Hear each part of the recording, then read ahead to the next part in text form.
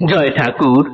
শ্রী শ্রী রামকৃষ্ণ পুঁথি তৃতীয় খণ্ডের অন্তর্গত প্রভুদেবের সহিত শম্ভু মল্লিকের সংযোজন এই অধ্যায় থেকে আমাদের আজ একটানা 12 দিন পাঠ চলছে। আজ পর্ব 306, পৃষ্ঠা সংখ্যা 196 এর কিছু অংশ থেকে 197 এর অর্ধেক পর্যন্ত। এর আগের দিনের পাঠে আমরা দেখেছি শম্ভু মল্লিক দক্ষিণেশ্বরের মন্দিরের লাগোয়া একটি জায়গা কিনেছেন, সেইখানে মায়ের জন্য একটি ছোট্ট ঘর বানিয়েছেন। যেহেতু দক্ষিণেশ্বরের নহবতখানায় একজন মানুষের পক্ষে যথেষ্ট, দুজন মানুষ সেখানে থাকা যায় না, তাই মাকে সেই নতুন ঘরে নিয়ে রেখেছেন এবং তাতে একজন দাসীরও ব্যবস্থা করেছেন। মা সেখানে থাকেন, ঠাকুর সেখানে মাঝে মাঝে যান দুপুরবেলার দিকে হৃদয়কে নিয়ে, এবং সন্ধ্যার দিকে, সন্ধ্যা আরতির সময় সেখান থেকে আবার পুনরায় ফিরে আসেন মন্দিরে। এই রকম ভাবে প্রায় 1 বৎসর কাল সেখানে মা কাটান। তারপরের অংশ আজ আমরা পাঠ করব। এই রূপে এইখানে বিগত বৎসর পেটের পীড়ায় মাতা হইলা কাতর, চিকিৎসায় কথঞ্চিত হইল উপশম, পিত্রালয়ে রোগারোগ্যে প্রতি আগমন, দেশের উন্মুক্ত বায়ু মিঠানিয়া জল, এসব পীড়ার পক্ষে পরম মঙ্গল। ঠাকুর তো পেট রোগা ছিলেনই, কিন্তু দেখা গেল যে মায়েরও এই সময়ে ওই যে বাড়ি একটি নতুন করে দিয়েছিলেন শম্ভু মল্লিক, সেইখানে থাকতে থাকতে প্রায় 1 বছর কাল সেই বাড়িতে ছিলেন। তারপরে সেই মায়ের হঠাৎ করে পেটের রোগ দেখা দেয়, এবং সেই পেটের রোগের ক্ষেত্রে গ্রামের বাড়িতে গেলে সেখানকার যে মিষ্টি জল পেটে পড়লে আর উন্মুক্ত বায়ু পেটে পড়লে পরে সেটি ওই পেটের রোগ দ্রুত সুস্থ হয়ে যায়, এরকমই ধারণা। সেই জন্য তখন কি করা হলো, ওই বাড়িটি ছেড়ে মা আবার তখন পিত্রালয়ে গেলেন ওই রোগ সারানোর উদ্দেশ্যে। এই বাড়িটি তখনকার মতো সেখানে শেষ হয়ে যায়, এর আর বর্তমানে অস্তিত্ব নেই। এবার ঠাকুর মা গেলেন গ্রামের বাড়িতে, জয়রামবাটিতে। কুগ্রহের ফেরে হেতা ঘটে বিপরীত, শয্যাশায়ী মাতা পীড়া এতই বর্ধিত, উৎকট অবস্থাপন্ন প্রাণের সন্দেহ, শরীর কঙ্কাল সার অবসন্ন দেহ, এখন জীবিত নাই জনক তাহার, আত্মীয় এমন নাই যত্ন লইবার, জননী অবস্থাহীনা রোজা আনিবারে, ছোট ছোট ভাইগুলি যথাসাধ্য করে, দেশের হাতুড়ে রোজা না পায় নাগাল, শেষেতে বাড়িয়া ওঠে দারুণ জঞ্জাল, সর্বৈব প্রকারে হয়ে নিরুপায় হেথা, সিংহবাহিনীর মারে হত্যা দিলা মাতা। সত্তরেই গ্রাম্য দেবী প্রসন্ন হইয়ে, ব্যাধি নিবারণ ঔষধি দিলানের দেশিয়ে, আরোগ্য হইল মাতা ঔষধ সেবনে, সবলাঙ্গ পুষ্ট দেহ হয় দিনে দিনে।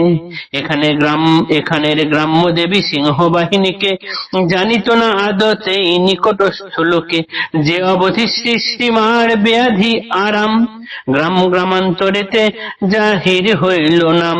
এবে দূরান্তর থেকে আসে লোকজন, পূজা কিংবা মানসিক শোধেরও কারণ, পূজা মানসিকে লোক পায় মহারিদ্ধি, সর্প বিষ বিনাশনে দেবিকা প্রসিদ্ধি, মারের মৃত্তিকা কিংবা তার স্নান জল সেবনে সাপের বিষ নিশ্চয় মঙ্গল, দংশিত প্রাণীর দেহে জীবন থাকিতে, মাটি কিংবা স্নান জল যদি পারে দিতে, নিশ্চয়ই আরোগ্য লাভ অপূর্ব ব্যাপার, ঝাড়ফুঁক জড়ি রোজা নহে দরকার।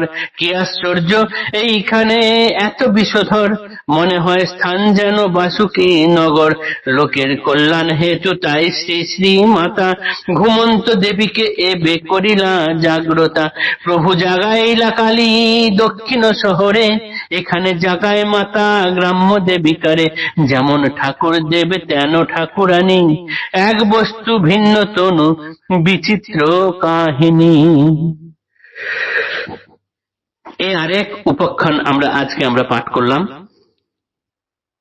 দেখা গেল শম্ভু মল্লিকের সেই বাড়িতে 1 বৎসর কাল থাকতে থাকতে মায়ের হঠাৎ পেটের রোগ দেখা দেয়, এবং গ্রাম্য জায়গায় গিয়ে, দেশের বাড়িতে গিয়ে পেটে মিষ্টি জল পড়লে এবং সেখানকার নির্মল বায়ু নিলে পরে, দেশের উন্মুক্ত নির্মল বায়ু নিলে শরীর ভালো থাকবে, সেই ভেবে তিনি তখন কি করলেন না, বাপের বাড়িতে চলে আসার মনস্থির করলেন।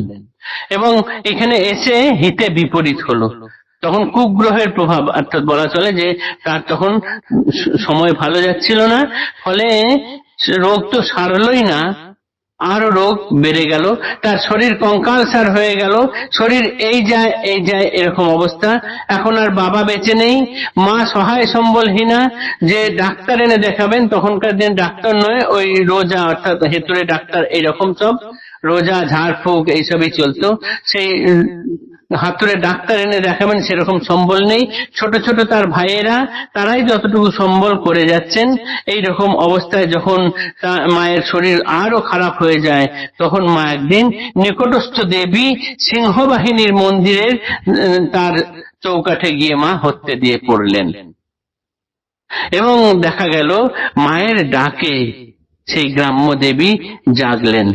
ঠাকুর যেমন দক্ষিণেশ্বরের মাকে জাগালেন, সারদা মাও তেমনি জয়রামবাটিতে গ্রাম্য দেবী সিংহবাহিনী দেবীকে জাগালেন।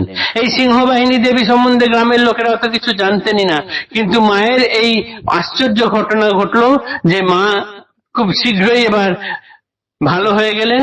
এই সিংহবাহিনী মন্দিরের চৌকাঠের মাটি এবং তার স্নান জল যদি আনা যায়, খাওয়া যায়, সবার মঙ্গল হয়। এবং এমনকি সেই সময় প্রচলিত ছিল যে সাপে কামড়ালে সেই রোগীর দেহে প্রাণ থাকা অবস্থায় যদি এই মাটি এবং জল দেওয়া যায়, সেই রোগী বেঁচে যায়, ওঝা ঝাড়ফুঁক ইত্যাদির দরকার পড়ে না। এইরকম ভাবে ওই মায়ের প্রচার খুব বেড়ে গেল। বহু দূর দূরান্তর থেকে সিংহবাহিনী মন্দিরে তখন সকলে আসতে লাগলেন। কারো বা মানসিক মানত করা ছিল, সেই মানত পূরণ হয়েছে, তারা মানসিক সেই মানত করা দিতে এসছেন, পুজো দিতে এসছেন, কেউ বা মায়ের কাছে হত্যা দিতে এসছেন। এরকম ভাবে ঠাকুর যেমন দক্ষিণেশ্বরে মাকে জাগালেন, এইখানে মা তেমন গ্রামের সিংহবাহিনী দেবীকে জাগালেন। যেমন ঠাকুর দেব তেন ঠাকুরানী, এক বস্তু ভিন্ন তনু বিচিত্র কাহিনী। আমরা সকলেই জানি, রামকৃষ্ণ ভক্ত পরিমণ্ডলে সকলেই জানেন এ কথা যে ঠাকুর এবং মা একই মুদ্রার এপিঠ ওপিঠ।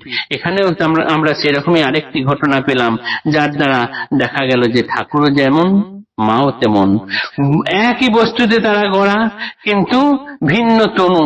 বর্তমানে তারা দুই শরীর নিয়ে আছেন মাত্র, কিন্তু আদপে তারা একই। জয় ঠাকুর, নমস্কার।